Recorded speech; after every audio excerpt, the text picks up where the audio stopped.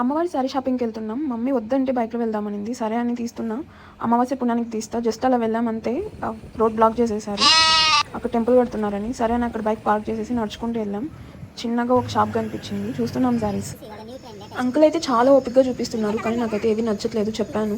So తను చిక్పేటకి వెళ్ళమని suggest చేస్తున్నాను అనమాట. అండ్ కానీ ఇంకా చూపిస్తున్నాను నాకేమైనా నచ్చుతాయేమో అని, కానీ నాకేం నచ్చట్లేదు.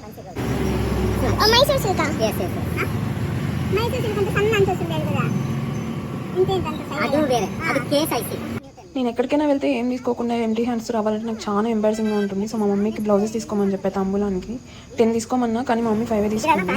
సో అంకుల్ నాకు ఫ్రెండ్స్కి తీసుకోమని చెప్తున్నాడు అనమాట. మా మమ్మీ నాకు ఎవరు లేరని చెప్తున్నాను.